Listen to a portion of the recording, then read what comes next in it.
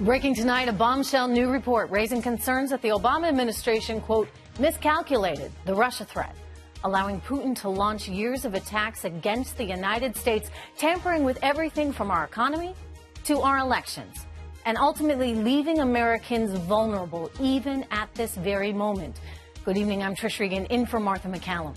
The explosive report from the Washington Post is best summed up by its title: Kremlin trolls burned across the internet as Washington debated options. It describes an Obama administration failing to take action until it was, quote, too late. That makes sense when you look back at what President Obama said during a 2012 debate. Watch.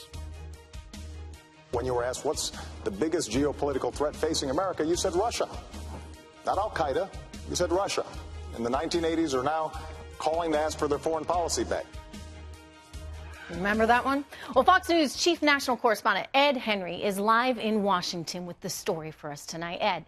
Trish, that's an oldie but goodie. The whole narrative about Russia has centered on the assumption that President Trump and his advisors have been too supplicant to Russian President Vladimir Putin and his government dating back to the last campaign. This Washington Post report is suggesting that during the administration of President Barack Obama, Russian aggression and provocations went unchecked for years. All of it spelled out in an FBI counterintelligence probe dubbed Northern Night that documents examples of those provocations by Moscow that were ignored by Washington. The paper declaring, quote, U.S. intelligence and law enforcement agencies saw some warning signs of Russian meddling in Europe and later in the U.S., but never fully grasped the breadth of the Kremlin's ambitions.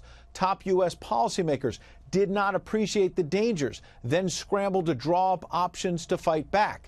Who can forget early in the Obama years, new Secretary of State Hillary Clinton literally pushing the reset button, hoping for warmer relations with Russia. And much later in the second term, National Security Advisor Susan Rice actually tried to justify why the Obama team was trying to walk a fine line with Vladimir Putin by not pushing back too hard. Don't you understand that perspective of Americans who may not be in the foreign policy establishment who say, when is enough enough? I mean, when do you confront Putin at some point and call him on all this we stuff? have confronted him, and we do call him on it, and the president is very plain and very forceful in his dealings with Putin. But it's not necessary, nor is it our interest, to return to a Cold War construct, which is long out of date and that doesn't reflect the realities of the 21st century. Interesting, since for most of the past year, Democrats have charged it's President Trump who's been too soft on Putin and colluded with his government in the 2016 campaign. Yet the year is now ending with no evidence of collusion, and the Trump administration has actually recently cracked down on Russia on a number of key fronts. Most notably, the White House just approved a plan to provide lethal weapons to Ukraine to help them deal with Russian-backed separatists, something the Obama administration never did, despite desperate pleas from the Ukrainians. And last week, the Trump administration imposed those new sanctions on 5 Russians, leading Kremlin officials to tell state media that Putin is getting a little concerned. Trish?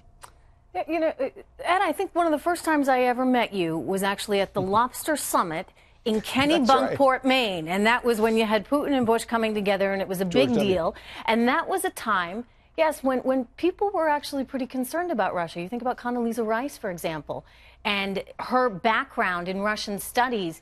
And Russia was certainly front and center on everyone's mind. And people seemed, at least to me at that time, to be a little bit more aware of Vladimir Putin and the threat he might have represented. You're right. They were wary then at the end of the Bush administration and wary at the beginning of the Obama administration. But I think what binds it together is that when you talk about that Lobster Summit, that was the first President Bush bringing Vladimir Putin to his estate at Kennebunkport for the lobster so that his son, George W. Bush, could maybe open up warmer relations with Putin. And a lot of people said, hey, that might be a good idea. The Obama administration, as I said, with the reset button, they tried to do that too. What's different now is the Trump administration has talked about, look, we could have warmer relations with Russia. They could help us with Syria, North Korea. And people have said, no, this is about collusion. You shouldn't have warmer relations with them. And I think that's why there's some frustration in the White House with no evidence, at least not yet, of collusion to say, wait, the last 2 administrations tried to have warmer relations. What's wrong with that? Yeah, good point. I know I'm going to see you tonight, 11 p.m. You're going to be hosting all week at 11 Eastern, in for Shannon. All right, let's get some lobster in the new year. Deal. Looking forward to it. Thanks so much, Ed. All right, here right now with more Michael Caputo, former Trump campaign senior advisor, and Michael Starr Hopkins, Democratic strategist who served on President Obama and Hillary Clinton's presidential campaigns. Good to see you both. I'll start with you, Mr. Caputo. You know, it seems as though, as Ed points out, that various administrations have tried to reset, if you would, with Russia. But what troubles me is that during the Obama administration, while Hillary Clinton was Secretary of State, decisions about Russia, including Uranium One and the passage of that deal, they were made despite, I think, what were very real concerns about Putin's territorial ambitions and the reality that Ukraine was going to be facing sooner or later.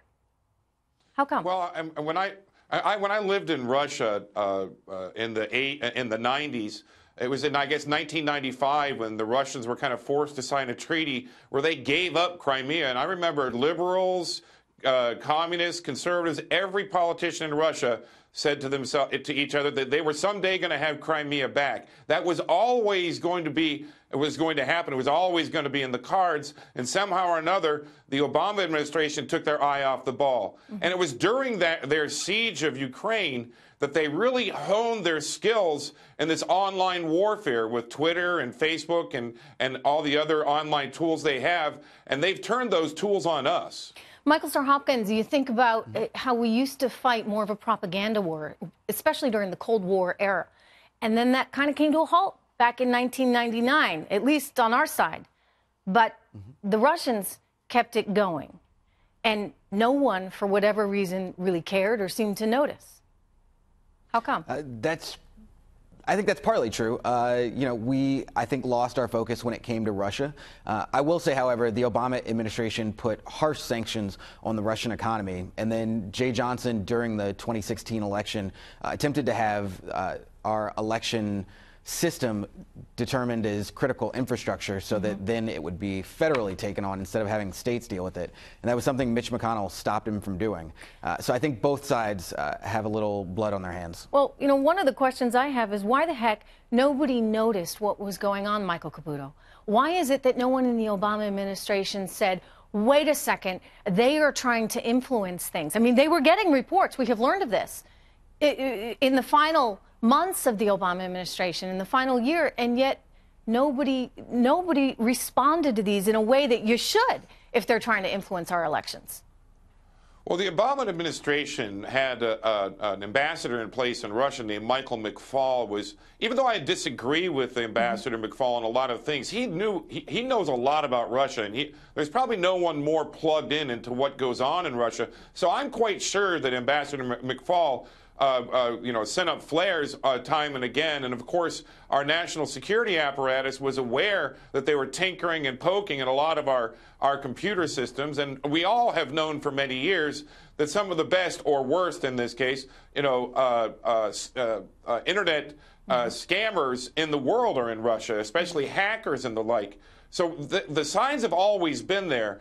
I think it's quite true that Obama and his administration didn't follow through perhaps on a lot of this online activity, these online active measures of the Kremlin.